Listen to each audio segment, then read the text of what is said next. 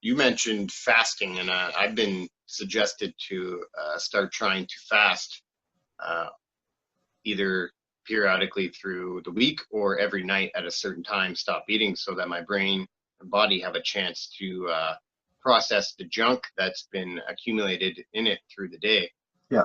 It does that best when you don't have food in your system, so it can divert the energy to your brain. Apparently, we can call it almost like a bacteria that builds up or a plaque in your brain. And through the night, your body works to get rid of all that junk out of the brain through the systems in place that can do that. So fasting apparently helps to speed up that system working and doing its job that it needs to do. Yeah.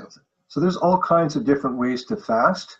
I do two 36-hour fasts, so a total of 72 a week. I don't recommend anyone starting with that. And fasting doesn't mean you don't consume nothing, right? It means that you have to choose what you consume and how you choose it. So I do bone broth.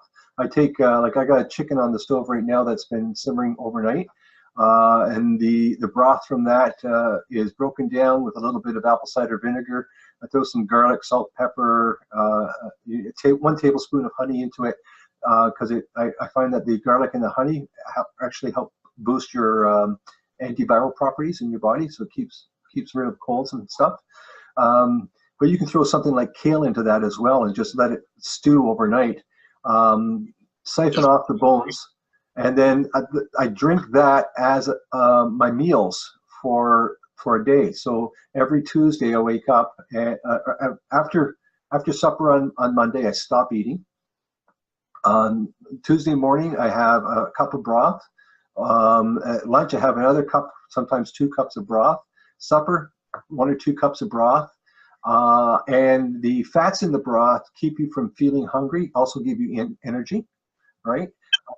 But you're able to really cleanse out the system because you're not taking in any carbohydrates, whether they're simple or complex. You're not taking in proteins. It's just a simplified diet. And then once again, total fast after that until the next morning.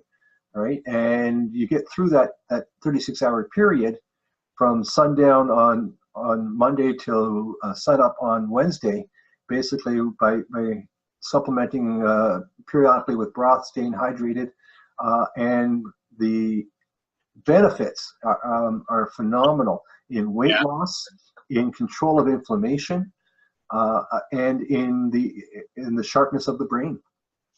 Really? Yeah. What about memory? I have a hard time with memory. My memory is intermittent at times. Yeah, same thing. After fasting, my capacity is better. I don't go searching for words that I've forgotten. I don't forget. Dysphagia is another thing that I don't know if you're have difficulty with words, pronouncing them. That. Sometimes I'll have that where I'll come out with an accent almost. Yeah. So once again with the fasting, that reduces my frequency, and okay. I have better control. I'm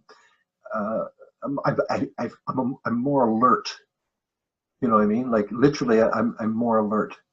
I know I have neural fatigue or mental fatigue that happens randomly. It doesn't matter what I'm doing. When it hits, I just run out of energy. I explain it to my children like that I'm a cell phone battery, and that when I charge at night, my battery doesn't go up all the way. I stop maybe at 50%, so I start the day there. Yeah. So a perfect example on that. Last night, I ate properly for throughout the last couple of days. Never had a problem. Last night, even though I'm eating properly, my inflammation was up, and with that inflammation, I didn't sleep as long, even with the CBD oil. So I basically hit the six hour mark, and I was up.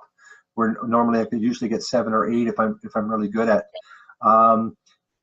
In addition to that, I found my leg cramping up, stuff like that. Like I could tell my body was inflamed last night when I went to bed. It was inflamed when I woke up this morning. Today is one of my fast days. My inflammation's already dropped. My hands, I've got better movement in my hands. My, the muscle pains in my legs have already decreased. All I've had today is that cup of broth this morning and my coffee, because I'm not giving up my coffee. It's huge. It's a huge difference being able just to think for a few more days out of the week, even. Mm-hmm. Yeah, some days I'm a write-off. I'll wake up with the best intentions, have lots of things to do, but basically lethargic. I can't get off the couch, and I really got to push myself to get anything done. And I feel like I didn't get any sleep, and I feel like pulsing in my head, and the veins that connect near your temples, I can feel are bulging, and just pressure in the head, and I get a pain in the back of my neck, like in the lower, where the brainstem would be. I don't know, but I constantly get neck pain in relation to it as well. So I get the migraines. Those are all migraine spots. Yeah. So you get the migraine back. Go ahead. Well, you may not feel pain like in a migraine, but if you have that kind of fullness in the back of the head, that's the first level of migraine pain. Same with around the temples. That's a migraine pain. They also refer to as aura migraines. Sometimes you'll see colors. So different things like that are quite common, and they're actually a side effect of the brain trauma. Okay. Yeah, I get those all the time, depending on what's going on and how the brain's doing. So